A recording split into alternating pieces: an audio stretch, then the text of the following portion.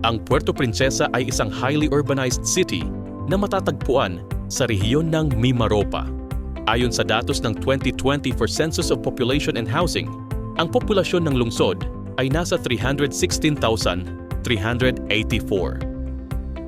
Sa pangunguna ng leader ng Puerto Princesa, Mayor Lucilo Bayron, at ng Population Management Division, pinalakas ng Puerto Princesa ang kanilang mga programa sa Population and Development.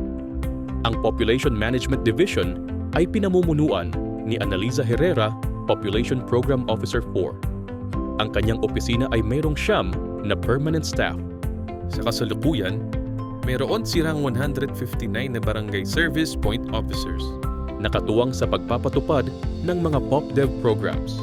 20 milyon din alokasyon para sa mga programang populasyon at pagpapaunlad.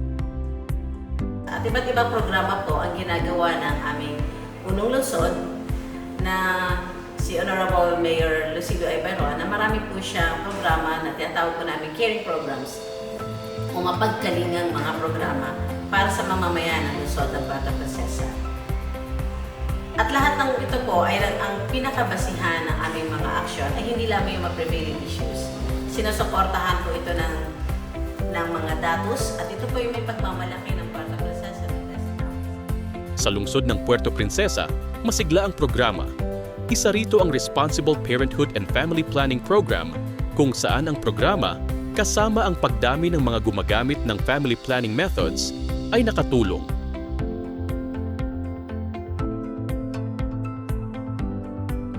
Maraming kabataan din ang natutong pangalagaan ang kanilang sexual and reproductive health dahil sa mga programang isinasagawa. Ang pinalakas na Information Service Delivery Network ang isa sa showcase ng Puerto Princesa, kasama ang Coordinated Network para sa Adolescent Health and Development.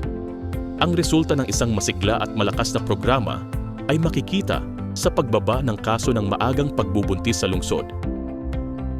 Buo rin ang pagpapahalaga ng mayor ng Puerto Princesa sa pagbibigay ng serbisyo sa bawat pamilya. Ganyan po yung pag-asenso ng isang barangay. Nagsisimula sa family, basic organization ng ating community. Family, umayos yung sitwasyon ng family dahil yung health needs nila naasikaso, yung educational needs nila dyan na ibibigay.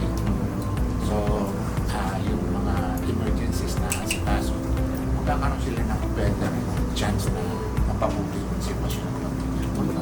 Sila talagang dapat magtrabaho. Pero sana kung may bibigay yung mga needs nila na hindi na nila kailangan asikaso. Sa mahusay na pamumuno ng punong ehekutibo, katuwang ang kawani ng lokal na pamahalaan at iba pang stakeholders, patuloy na isinusulong ang tao bilang sentro ng pag-unlad tungo sa isang planado, matatag at maginhawang pamilyang Pilipino para sa lahat.